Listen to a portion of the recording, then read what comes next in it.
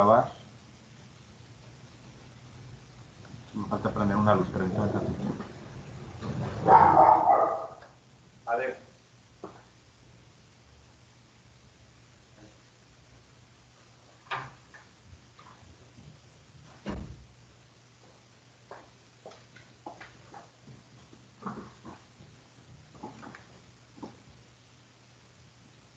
Listo, son dos temas sencillos. Déjame pongo para que puedas ver.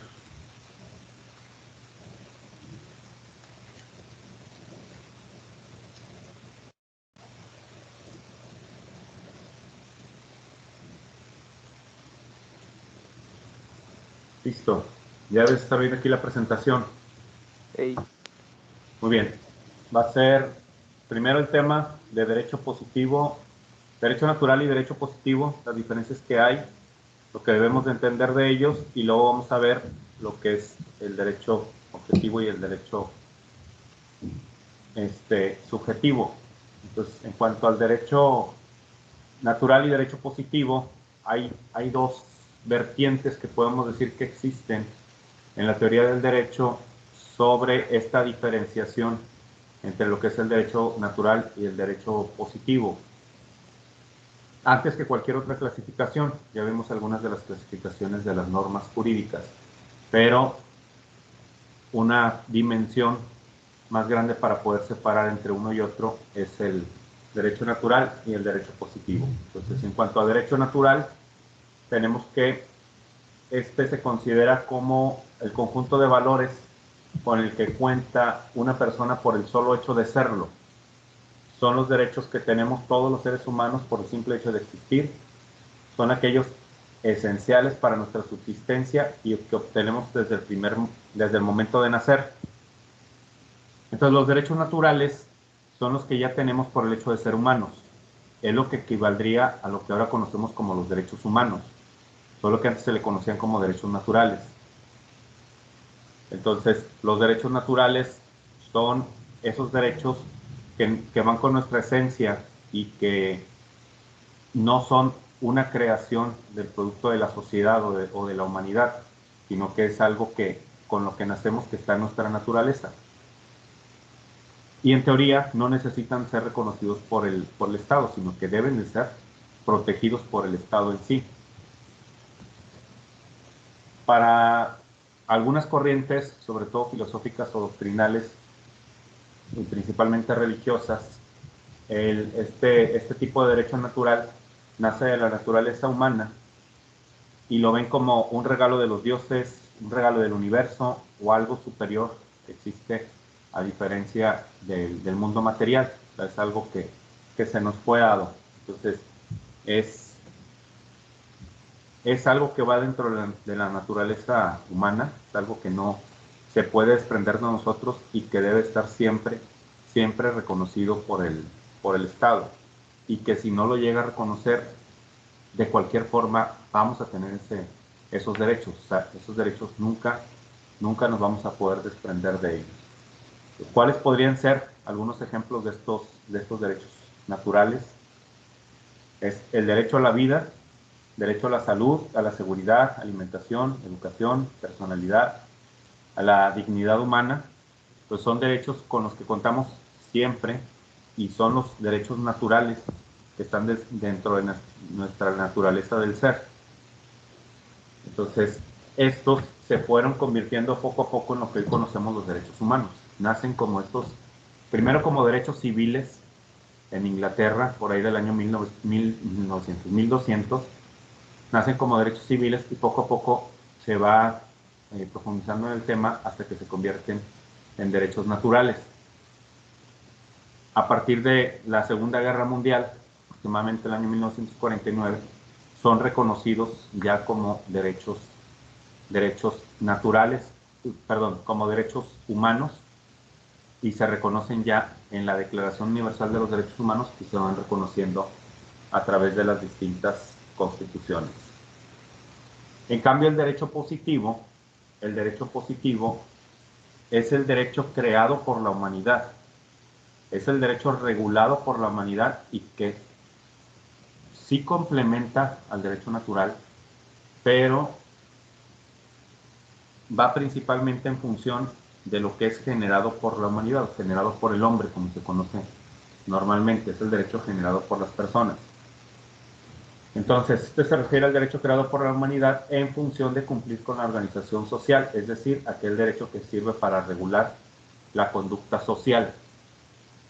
Sin embargo, también el derecho positivo involucra el derecho natural. El derecho positivo lo podemos resumir, permítanme, estoy buscando aquí, lo podemos resumir como aquello que está en la norma jurídica, aquello que tenemos dentro de una ley, que es regulada por el Estado y que se vuelve de carácter obligatorio para todas las personas en una sociedad. Entonces, ese es el derecho positivo, el derecho regulado en una ley, donde ya está plasmado, donde ya está materializado, a diferencia del natural. Sin embargo, el derecho natural, el derecho positivo, perdón, también va a involucrar al derecho natural. Ese derecho que Pero ya este tenemos, varía, depende, ¿verdad? ¿mande? Este varía, depende en qué país te ubiques, por así decirlo. También, y eso va a depender mucho del reconocimiento de los derechos naturales o no.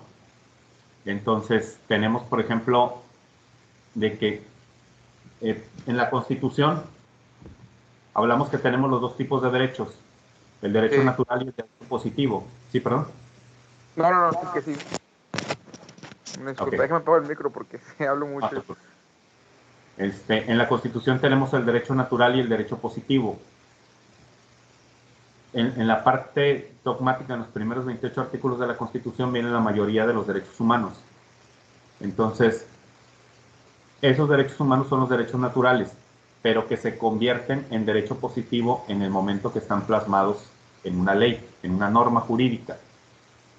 Y la otra parte de los derechos son los que fueron creados por la humanidad, que fueron creados por las personas. Entonces, ¿cuáles podrían ser? Normas de derecho positivo, un contrato de arrendamiento. Un contrato de arrendamiento no es un derecho natural, no es algo que naciera con la naturaleza humana, sino que se dio mediante la interacción y es un derecho con el cual podríamos prescindir de él. No, no es algo obligatorio, forzoso que debamos de tener. Entonces, sin él se puede llegar a tener vida, tener salud, tener alimentación, igual que un contrato de compraventa, igual que un reglamento de tránsito. Son cuestiones que antes no existían y que en muchas partes no existen. Hay comunidades donde no existe un reglamento de tránsito porque no hay calles, comunidades indígenas, por ejemplo. Entonces, este tipo de derechos, pues, son creados para regular la conducta de la sociedad, pero no necesariamente tienen que existir.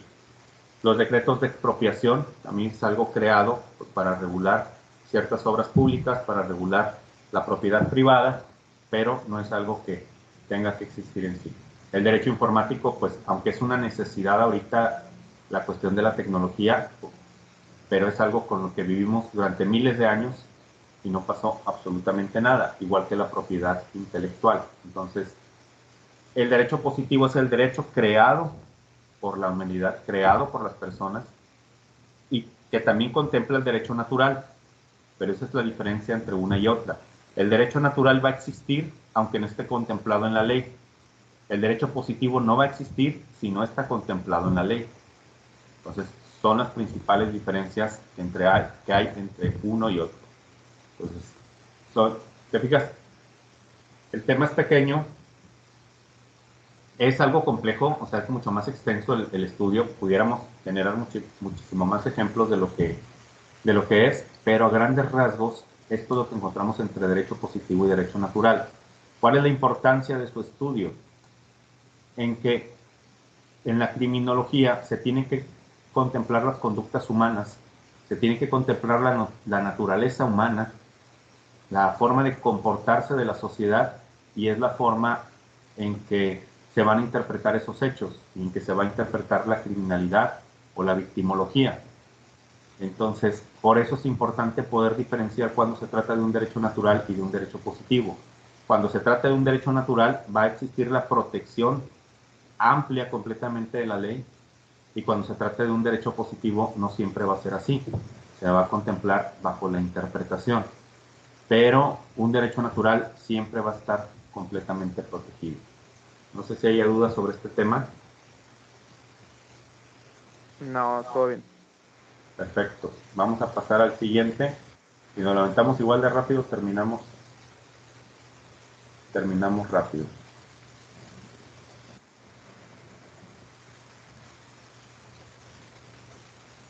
Muy bien. Derecho objetivo y derecho subjetivo, que son otras de las clasificaciones que debemos de tener bien entendidas. Ya habíamos hablado algo de lo que es el derecho subjetivo y también un poco de lo que es el derecho objetivo. Ahorita, si no lo recuerdas, vas a recordar. El derecho objetivo se entiende al conjunto de normas, ordenanzas y leyes que prescriben una obligación, es decir, que imponen una conducta o regulación legal a una situación o personas determinadas. Son las formas jurídicas que imponen a las sociedades obligaciones activas, la obligación de hacer, o obligaciones pasivas, la obligación de no hacer.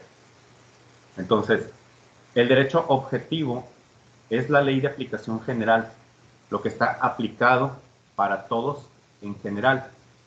Entonces, una ley positiva aplica para todas las personas sin distinción de edad, de raza, de sexo, bueno, salvo ciertas excepciones. ¿Cuál sería una norma de derecho objetivo? La Constitución, Código Penal, Ley General de Seguridad Pública, Ley General de Prevención Social de la Violencia y la Delincuencia, el Reglamento de Tránsito y la Ley de Administración Pública, entre otras, muchas otras. Son leyes que son obligatorias para todos, son de aplicación general. Entonces, tanto confieren derechos como establecen obligaciones para todos en general. En cambio, en el derecho subjetivo,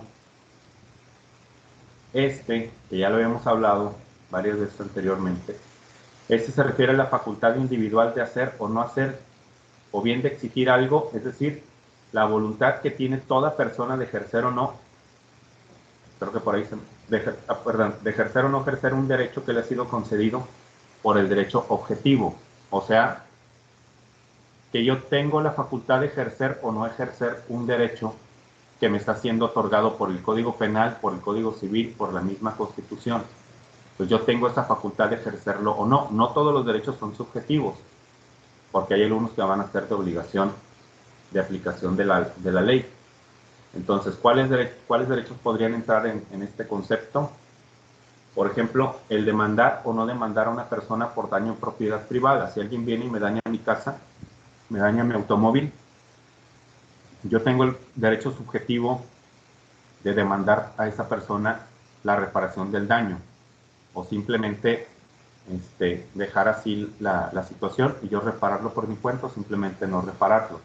Pues yo decido si voy a ejercer ese derecho o no a ejercerlo, a denunciar un robo o abstenerse de no hacerlo. Si me llegan a robar una computadora, si me llegan a robar un televisor, si me llegan a robar mi cartera, yo tengo el derecho subjetivo de poder demandar o no demandar. Si no quiero demandar, no lo voy a hacer. Igual, para ocupar un cargo de decisión popular, yo tengo ese derecho de postularme como candidato o buscar inscribir mi registro para postularme como candidato o no hacerlo. Igual que cualquier otro cargo en el gobierno. Yo tengo esa facultad de poder aplicar el cargo o no hacerlo si no lo deseo. Entonces, la diferencia entre el derecho objetivo y el subjetivo es que en el objetivo existe una obligación y es aplicable para todos. Y en el derecho subjetivo es cuando yo tengo esa facultad de ejercerlo o no de ejercerlo. La opción, ¿verdad? Exacto. Entonces, tienes todo tu derecho y nadie te puede obligar a ejercerlo si tú no quieres. Entonces, esas son las principales diferencias entre derecho objetivo y derecho subjetivo. Ya de ahí se tiene que ir planteando cada situación, ir a la ley y estarlo replanteando. Eso lo podemos hacer en un ejercicio un poquito más adelante, Igual puede venir en el examen así varias leyes que yo les ponga y ustedes van a establecer si son de derecho objetivo, si son de derecho subjetivo y por cuál sería la razón. Entonces, Ahí dependiendo cómo venga la ley. exacto.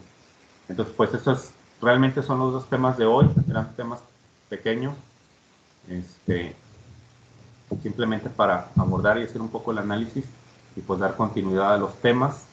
No sé si tengas alguna duda sobre este tema en particular. Pues no, yo creo que los dos estuvieron muy bien. O sea, Sí, cortos, pero al punto y no te confunde nada. claro.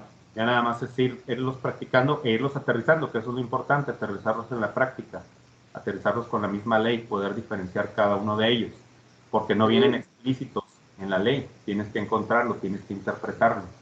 Esa es así es. Como el otro día que di una clase y puse un ejemplo, una metáfora muy buena, eso me ayudó mucho para comprender más.